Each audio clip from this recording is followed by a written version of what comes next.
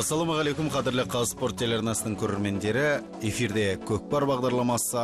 Бұл оңтүстік Қазақстан облысының орталығы Шымкент қаласында өткен Көкпардан КСРО-ның 9 дүркін жеңімпазы, Қазақстан Республикасына еңбегі сіңген жаттықтырушы Әбілхан Дауылбаев атындағы 3-ші турнир ересектер арасындағы. Жалпы бұл турнир ең алғаш облыстық деңгейде басталған болатын, қазір республикалық деңгейге жетті және халықаралық деңгейге шығару жоспарда бар. Алдағы қойған негізгі мақсат осы. Оған дәлел ретінде мына ойынды назарларыңызға ұсынып отырмыз. Бұл ойында оңтүстік Қазақстан облысының Сарыағаш ауданында жасақталған Қазақстан көкпар командасы мен Қытай Халық Республикасының Қазанат қоғамдық бірлестігінің командасы өнер көрсететін болады. Міне биылға турнирге Қытайдан команда келіп жатыр. Алдағы уақытта Монғолия, Ресей және де Қырғызстан, Өзбекстан сияқты мемлекеттерден командалар шақыру жоспарда бар. Сонымен Қытай Халық Республикасының командасымен таныстырып өтейік. Ермек Тоқтарбекұлы, Құдайберген Тәшібайұлы, Нұржан Жақыпжанұлы, Керімхан Үшкенұлы, Берік Серікұлы, Тұрсынжан Болатұлы, Жарқын Қамылқанұлы, Нұрлан Мәлікұлы, Тұрсынәлі Қыстаубайұлы, Сәрсенбек Таңжарығұлы, Сарқытқан Үшкенұлы, Мұқат Қуанышұлы және команданың жаттықтырушысы Құдайберген Тәшібайұлы, ал команда жетекшісі Ермек Тоқтарбекұлы. Олардың қарсыластары Қазақстан командасы, Сарыағаш ауданыныкі, Бекболат Тұрлыбеков, Омар Бердала, Жорабек Ақпаев, Нұрбол Бердала, Еркебұлан Әбдіманап, Ақжол Әнуар, Қанат Беспаев, Өскен Аманбай, Бақытбек Қуаныш, Медетбек Мұсабаев, Нұржан Сәрсенбаев, ал команданы жаттықтыратын Сәбит Айдаров, команданың жетекшісі Бекболат Тұрлыбеков. Ортадағы төреші Нұрхан Айтбаев міне назарларыңызда, және қапталдағы төрешілер Бақытжан Төлеген мен Зиябек Жеткеров.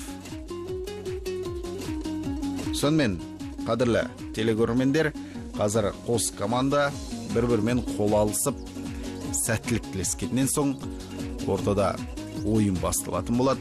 Жалпы Қытай Халық Республикасының бұл командасы біздің елімізге екінші рет келіп отыр. Қазіргі таңда дәл осы елдің көкпарға дейтін көзқарасы ерекше, мемлекет тарапынан да қолдаулар көрсетіліп жатқанын команда жетекшісі Ермек Тоқтарбекұлы тілге тиек еткен болатын.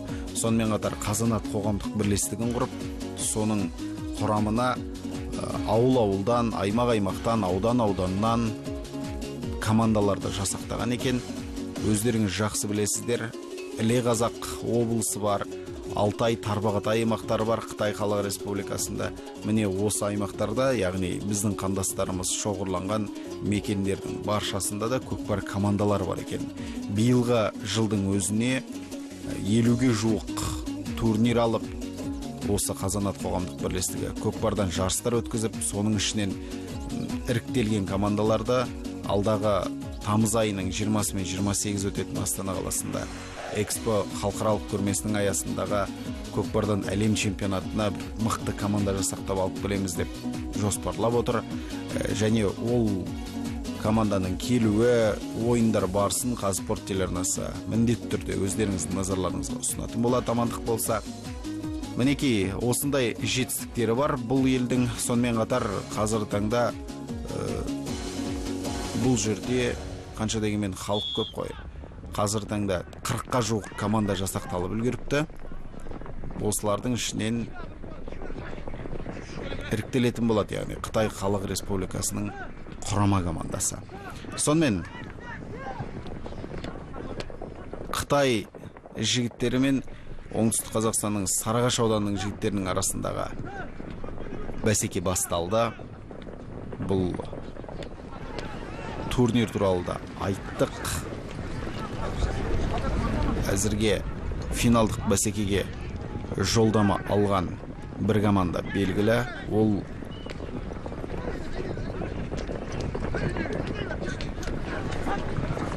Оңтүстік Қазақстан облысының Құлагер көкпар командасы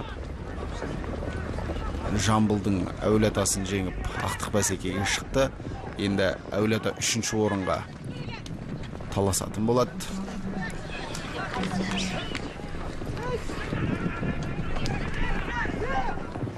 Келесі ойында Қытай Халық Республикасының жігіттері Оңтүстік Қазақстан облысының Майлыкент көкпар командасымен ойнайтын болады. Осылайша сол ойыннан кейін топтан шығып ақтық бәсекеге жолдама алған команда белгілі болады, ардақты ағайын. Сонымен ойынның алғашқы минуттары өтіп жатыр, бірақ әзірге ешқандай да нәтижені көріп тұрған жоқпыз. Десек те Серке Оңтүстік Қазақстан облысының Сарыағаш ауданынан келген жігіттердің тақымында екенін байқауға болады. Міне қазір шабуылға шығуға ниеттеніп тұрған екінші нөмірдегі Омар Бердалыны көріп отырмыз. Сызылған шеңбердің мына жағынан бір шығып, мына жағынан бір шығып, барынша салым салуға тырысып бағуда.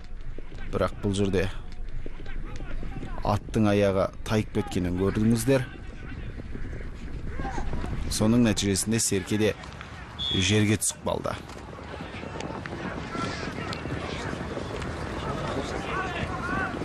Міне ары қарай ойын жалғасады. Жалпы Қазақстан командасының жігіттері аспан түсті киім киген. Қазір төрештің ысқырға салымның болғанын айғақтады. Яғни Қазақстан көкпар командасының жігіттері алғашқа есепті ашып отыр. Мінекей салым салған шабандоз сіздердің назарларыңызда. Бекболат Тұрлыбеков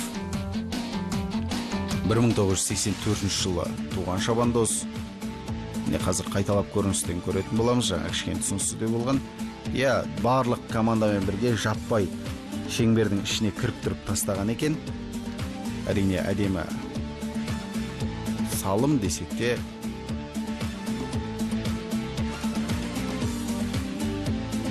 көз қызығып кеуде соғатындай салым емес екенін көріп отырсыздар. Дегенмен бастысы есеп ашылды. Астындағы тұлпары мінген Бекболат Тұрлыбековтың Мыңғара. Әрине айтпаса да түсінікті шығар, Оңтүстік Қазақстан облысының тумасы. Кездесудің алғашқы минуттарында салымды болды.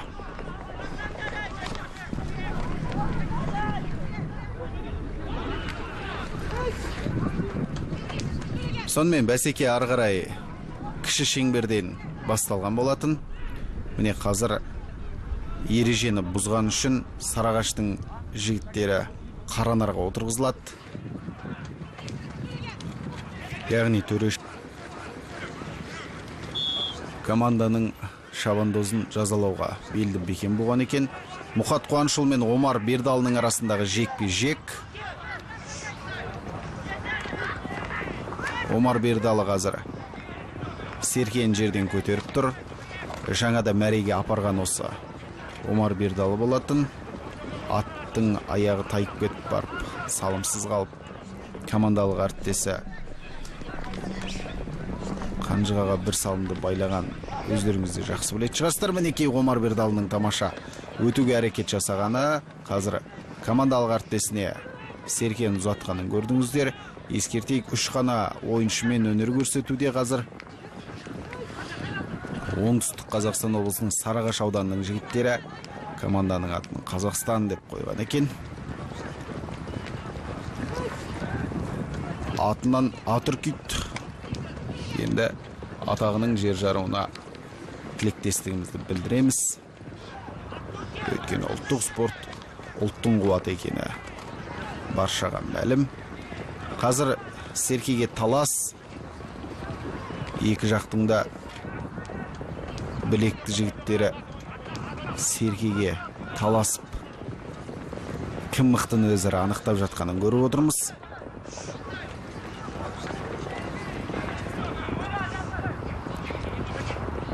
Қытай Халық Республикасының жігіттері серкені тартып алуға әрекет жасап жатыр. Қандай тамаша тартыс, қараңыздар, шіркін-ай. Әлі ешкімге бұйырған жоқ.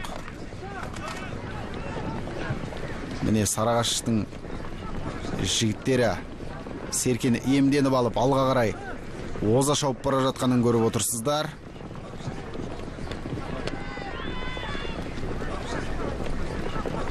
Тура ойын алаңның жиегінде қалған екен серке.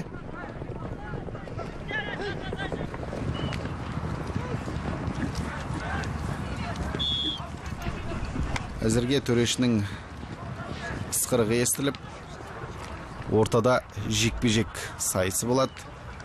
Ережеге байланысты серке көкпар алаңының сыртына шығып кеткен кезде ортада жекпе-жек болатын өздеріңіз жақсы білесіздер. Мұхат Қуанышұлы мен Омар Бердалының арасындағы жекпе-жек тағы да бұл жолда Сарыағаштың жігіттерінің мерейі үстем болып тұр. Міне сытылып шыға берген кезде жармаса кететін Қытай Халық Республикасының палуандарын көріп отырсыздар. Әзірге енді екі командада да тәжірибе өте аз. Оны жасыруға мүлдем болмайды. Десек те өздерінің шама шарқы жеткенше барынша өнер көрсетіп отырғанын байқап отырмыз. Міне тағы да Сарыағаш жігіттерінің кезекті шабуылы нәтижесіз аяқталғанын байқадық.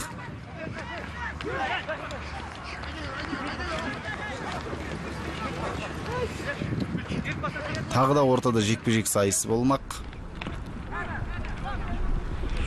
Нұрхан Айтбаевтың ысқырығы баста деген пәрменді көрсетті. Бұл жолы Мұхат пен Еркебұлан Әбдіманап шыққанын көріп отырсыздар.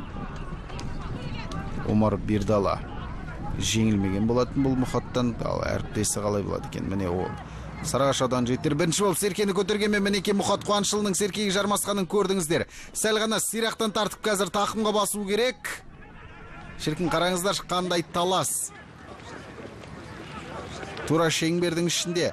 Қазір Мұхатқа атты оң жаққа қарай сәл жүргізіп қалса болды, серкені жұлып көтуге мүмкіндік болайын деп тұр.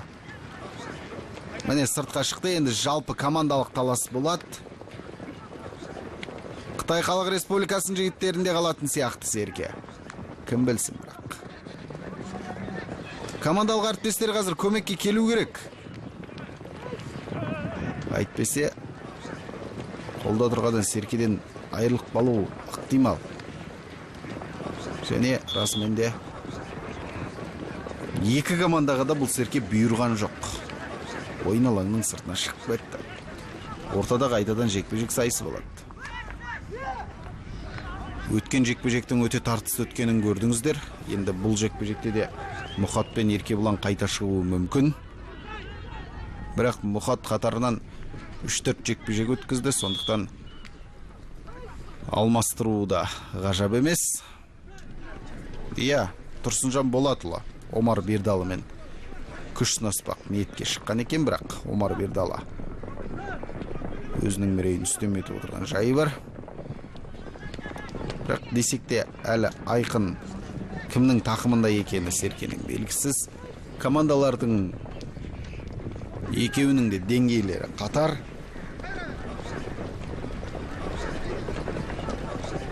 Екеуі де мұндай үлкен додаларға енді ғана бап сынап бақталастырып жүрген жайлары бар.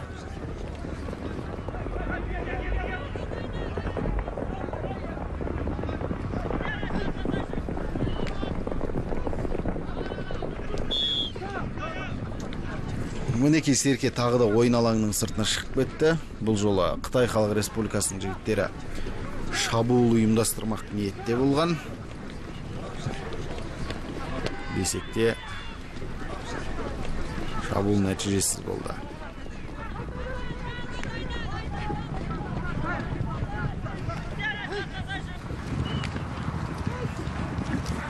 Бекболат Тұрлыбековтың есеп ашқан алғашқы салымынан өзге есептік көрсеткіште ешқандай өзгеріс жоқ. Сарыағаш ауданының жігіттері 1 ұпай айырмашылығымен алда келеді. Тұрсынжан Болатұлы Серкеге еңкейгенімен 9-шы нөмірдегі Бақытбек Қуаныш Қазақстан командасының ойыншысы жекпе-жекте жеңуге барын салып жатқан жайы бар. Мінекей тағы да Сарыағаштың жігіттері Серкені жерден көтерді. Бірақ әлі тақымға басып үлгермей жатып, Қытай Халық Республикасының жігіттері Серкеге таласты бастап кетті. Мінекей бірінен соң бірі қайта-қайта келіп.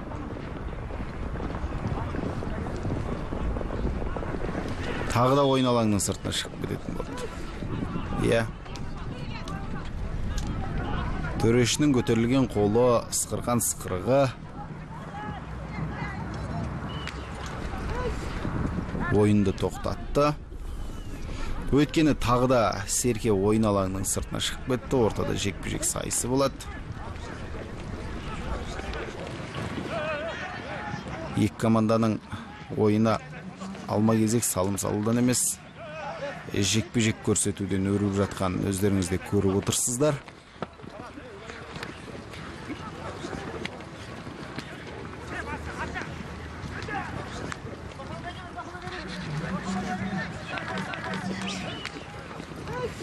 Міне басталды жекпе-жек. Тұрсынжан Болатұлы мен Жорабек Ақпаев шықты. Жорабек Ақпаев өте мықты ойыншыларының бірі. Сарыағаш ауданының палуаны Оңтүстік Қазақстан облысының Құлагер Көкпар командасының сапында өнер көрсетеді бүгінде.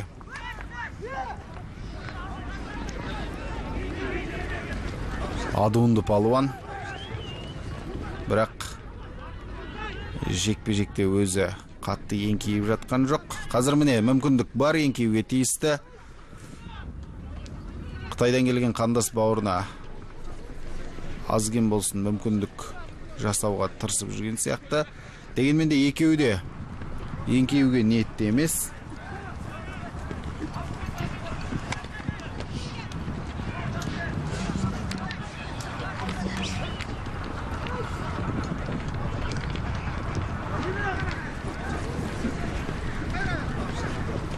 Қазір егер 2 минуттың ішінде Серке жерден көтерілмесе, онда атты адамда ауысу керек болады. Бірақ Жорабек Ақпаев әдемі Серкені жерден көтеріп шабуылға шықты. Тағы да Серкені ойын алаңының сыртына шығарып жіберді.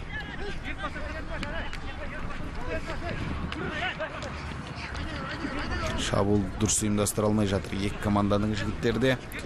Оңтүстік Қазақстан облысының Сарыағаш ауданынан келген команда енді әрине жас қой, алғашқы турнирлері, сондықтан түсінуге де болатын шығар. Дегенмен жекпе-жектің барлығында кішкене бірге тасталғанның өзінде де Серкені осы Сарыағаштың жігіттері бірінші болып иемденіп, иелік танытып жатыр. Міне Омар Бердал тағы да Серкені жерден көтерді, бірақ әдемі шабуыл ұйымдастыруға мүмкіндіктері болмай жатқанын көріп отырсыздар. Енді мүмкіндік болмай жатыр деп айтуға болмайтын шығар, тамаша мүмкіндіктер бар, бірақ соны дұрыс пайдалана алмай жатыр. Міне қазір өтті, тағы да екеуі ғана алға қарай жылдамырақ шауып, аттың бауырынан тебініп, сауырына қамшыны басып жүргенде ытқып алға шығып, командалық қарсыластарынан оза шауып кетуші еді. Мінекей тағы да шықты, жалғыз өзі. Бұл тамаша салым болуға тиісті. Көрейік. Және салым өте тамаша. Мінекей тәжірибелі ойыншы екен бұл жолы. Бекболат Тұрлыбеков тағы да көрсетті. Бірінші салымның авторы осы Бекболат болатын. Екінші салымды да өз салып отыр мінекей.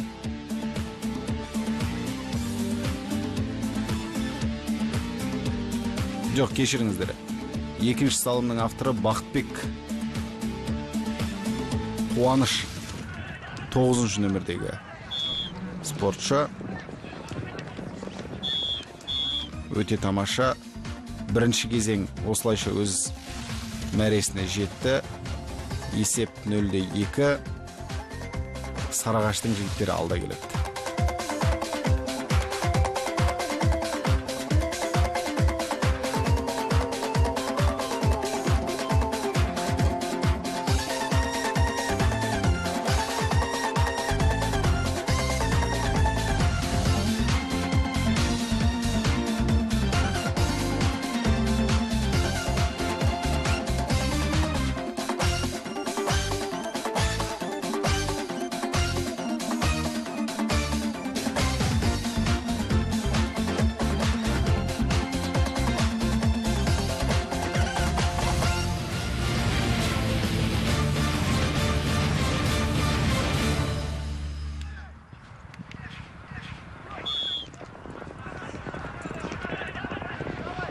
Ортадағы төреші Нұрхан Айтбаевтың ысқырығы екінші кезеңді бастауға рұқсатын берді. Бұл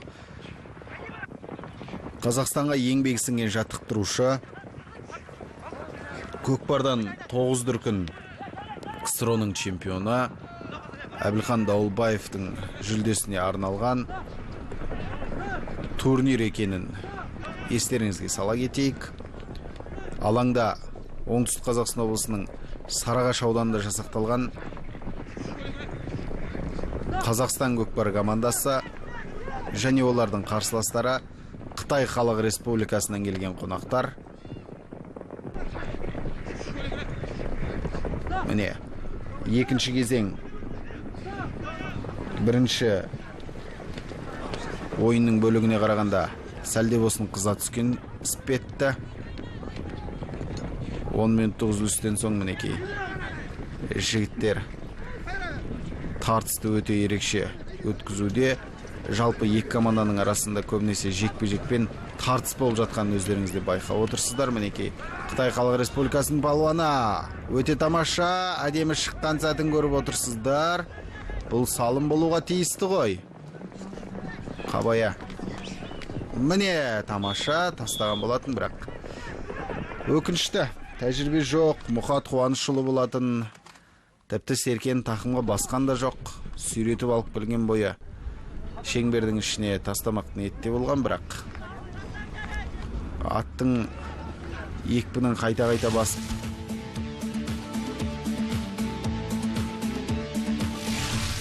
тастады. Сонымен жалпы командалық талас болады ортадағы үлкен шеңберде.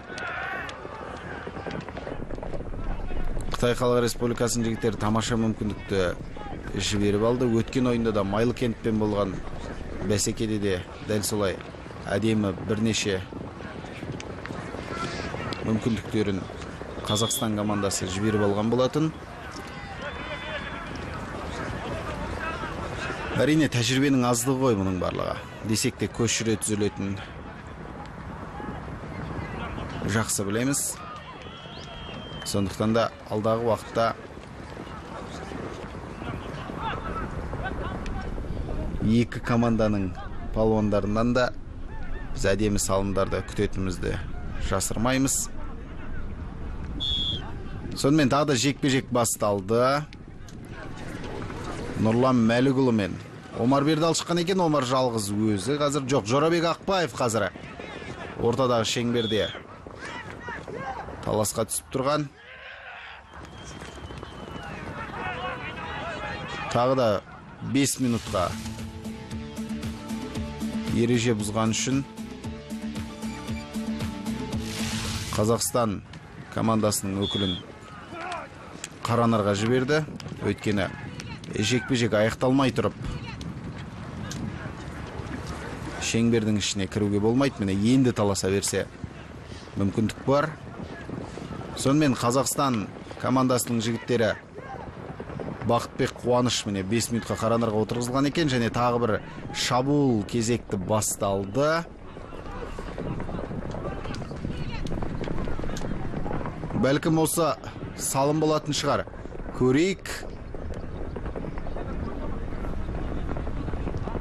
Дәл осы шабуылдың нәтижесі қалай болады? Әлде болса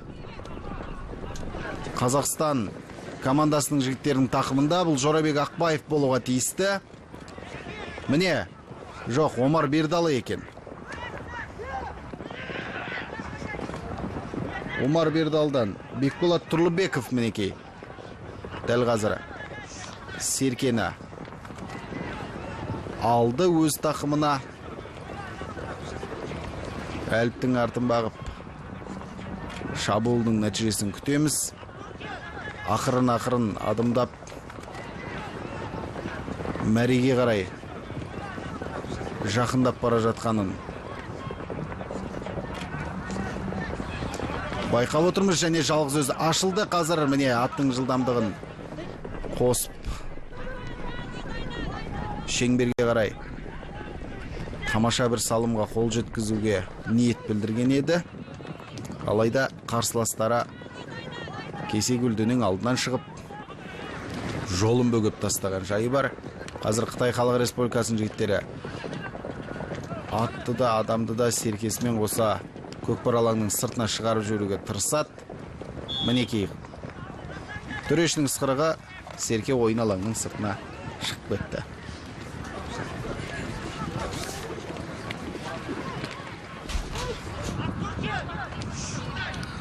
Енді ортада жекпе-жек сайысы болады. Бұл жекпе-жекке кім шығар екен? Бірге көреміз. Әзірге барлық жекпе-жектердің қорытындысында Оңтүстік Қазақстан облысы Сарыағаш ауданының жігіттері алда келеді. Қазірде бірінші болып еңкейгенін көрдіңіздер.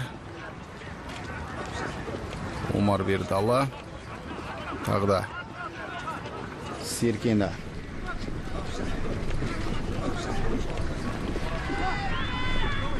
тақымына басты.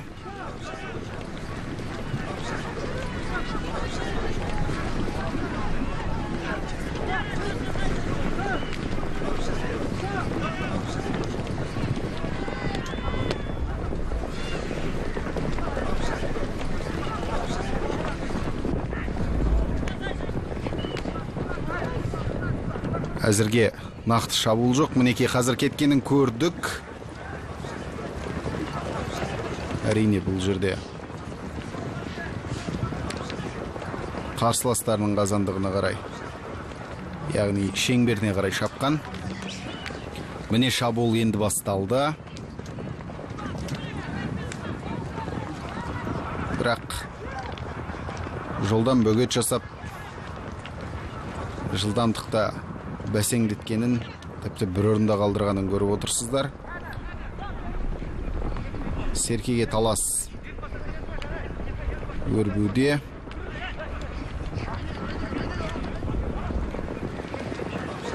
Бірінші салымды дәл осылай икемдеп барып ақырын ғана салғанын білесіздер. Қазақстан көкпар командасының, сондықтан бұл жерде де Қытай Халық Республикасының жігіттері қауіптенуге болады.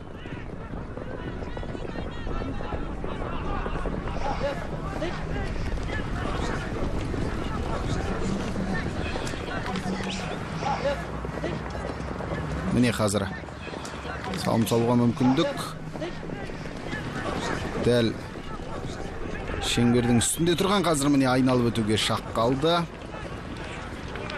Бір қорғаушы алдын жауып болғанын көрдіңіздер, және бұл қалай болады екен? Әрине ештеңе көрінбейді. Бірақ әзірге шеңбер бос. Серке тасталған жоқ.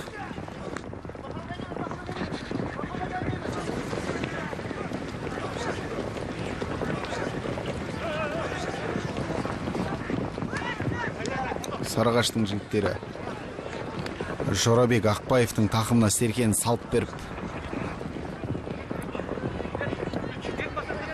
шабуыл ұйымдастыруды күтіп жүргенін көріп отырсыздар. Неке қақпайлап Қытай Халық Республикасының спортшылары серкені тақымға басқан шабандозбен қатар ойын алаңның сыртына шығаруға ниетті, бірақ қазір әдемі шабуыл басталды. Жорабек Ақбаев бұл шабуылын тамаша салымға ұластыра алар ма екен, және керемет салым. Өте тамаша. Жарайсың, Жорабек. Тамаша салымның куәсі болдық. Жорабек Ақбаев, ардақты ағайын, 1995 жыл туған шабандоз. Өте жас шабандоз. Астындағы тұлпарын бескүрең деп атаған екен. Міне, Сарыағаш ауданының ойыншысы әдемі салымға қол жеткізді осылайша. Өте тамаша. Құттықтаймыз. 3 салым айырмасымен 3-0 есебімен Сарыағаштың жігіттері алды. Сонымен Серкек шеңберде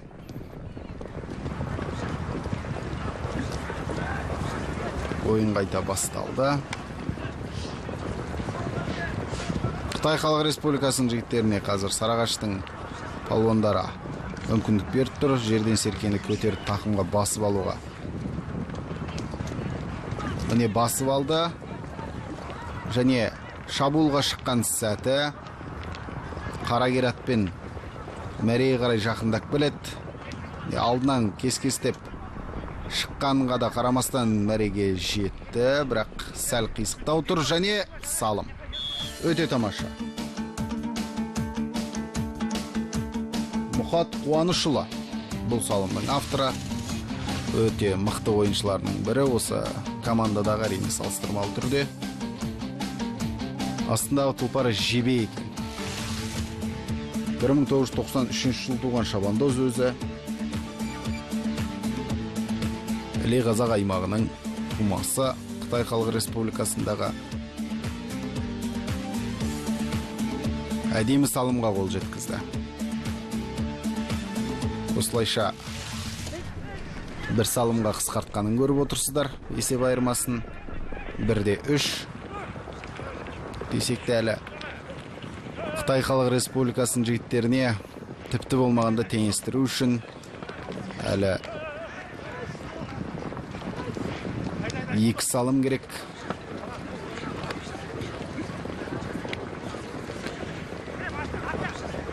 Міне қайтадан тізгінді өз қолдарына алған Сарыағаштың жігіттері.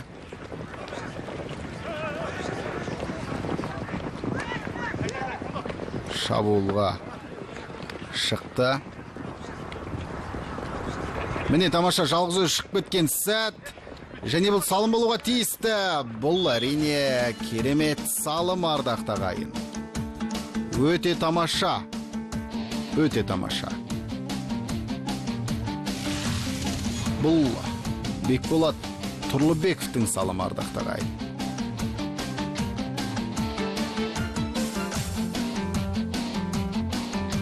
Жоқ, бұл 9-шы нөмірдегі Бақытбек Қуаныш.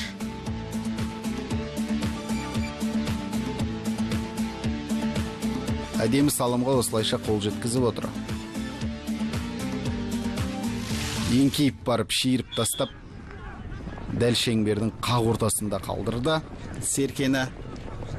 Жарайсың.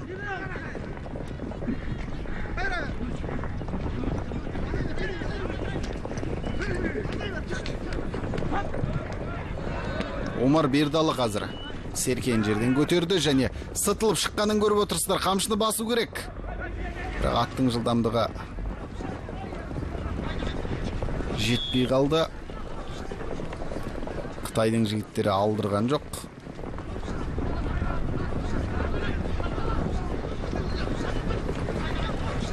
Әрине көкпар үшін 4-1 есептік көрсеткіші өте ірі көлемдегі көрсеткіш болмаса да, қалған 5-6 минутта Қытай Халық Республикасының жігіттері жете алмайтын сияқты. Және Сарыағаштың жігіттерінің тамаша бір шабуылын көз көрді. Серкеге талас, шіркінай, не деген білек, не деген қол, не деген күш.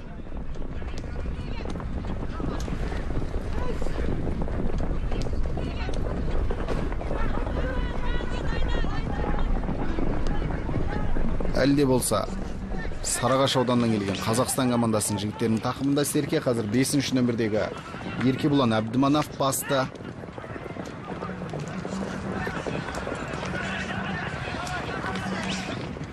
Шіркінай қалай жапса кетеді десеңші. Міне Саржал тұлпармен Мұхат Қуанышұлы қарсыласының тақымындағы Серкеге жабысқан күйі ажырамайды, қанша айналса да, иіріп алып келіп жатса да айырылмақ емес. Тағы да ақырын басып шеңбердің үстіне жақындап қалды.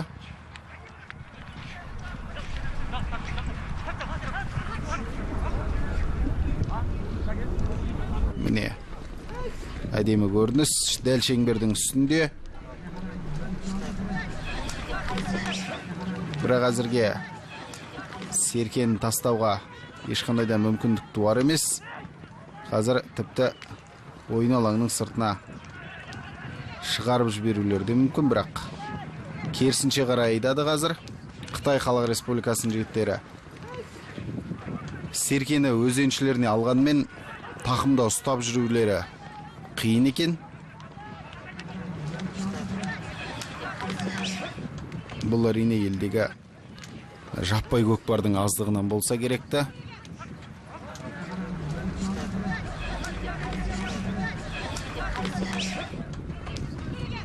Әлде болса Серкеге талас. Бүгінгі ойында, бүгін бағдарламада Серкеге таласқандарды өте көп көрдік. Жекпе-жек сайысы да жиі орын алғанын байқадыңыздар.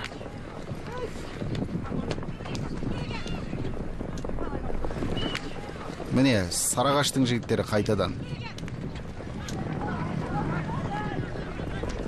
Серкені тақымға басты. Міне шыққан сәті. Бұл салым бекен? Жоқ. Салым жоқ. Өйткені Серкенің сирағы шеңбер сызығына тиіп жатқанын төреші көрді. Нәтижесінде бұл шабуылдың нәтижесіз деп тапты. Ортадағы шеңберде жалпы командалық тартыс, талас 1 минуттың ішінде Серке жерден көтерілуге тиісті. Егер олай болмаған жағдайда, онда ортада жекпе-жек сайысы болады. Әрине бүгін жекпе-жекті аз көрген жоқ, сондықтан жігіттердің жерден Серкені көтеріп бірден шабуылға басқаны керек. Көкпар алаңының жиегіне тастады. Бірақ төреші ойынды тоқтатқан екен. Ортада жекпе-жек сайысы болуға тиісті.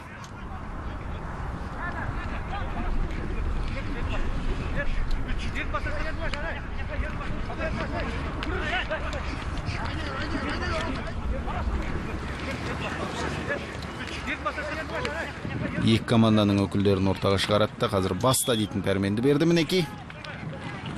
Мұхат Қуанышұлы мен Омар Бердалы екі команданың жекпе-жектегі жарқын өкілдері. Бірақ Қытай Халық Республикасының жігіттері жекпе-жекте және Серкені тақымда ұстап жүруде кішкене әлсіздеу екенін байқатты. Міне Мұхат Қуанышұлы айтып ауыз жиғанша бұл олқылықтың орнын толтырып Серкені тақымға басып, міне шабуылға шыққан сәтін көріп отырсыздар. Тастауға тиісті, бірақ кеш тастады, кеш. Нәтижесінде Серке шеңберден шығып кетті қазір. Әлде ойынды жалғастыра беруге болады, толықтай шығып жатыр.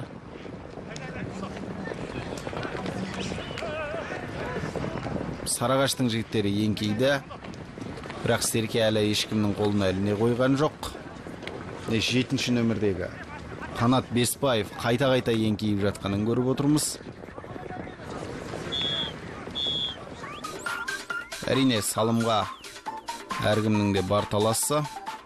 Сондықтан Серкені еңкейіп жерден алуға тырысып бағат, бірақ төреші ойынды тоқтатты. серкені демек ортаға тастайды деген сөз.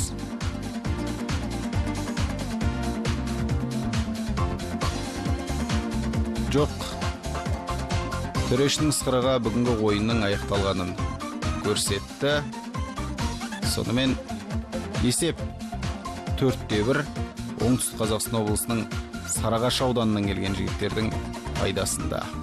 Келесі ойында біз дәл осы турнирдің аясындағы ақтық финалға жолдама алатын команданы анықтаймыз. Ол осы Қытай Халық Республикасының жігіттері мен Майлыкент Көкпар командасының арасында өрбейтін болады. Сонымен ардақты ағайын, бұл Қазспорт телеарнасының эфирінде әр апта сайын өздеріңізге ұсынылатын көкпар бағдарламасы. Бағдарламаның режиссерлары Руслан Дәулетов және Жарқын Барақбаев, комментатор әдеттегідей мен Қайырхан Мәулен. Ұлттық спорт ұлттың қуаты екенін ұмытпайық. Аман сау болыңыздар.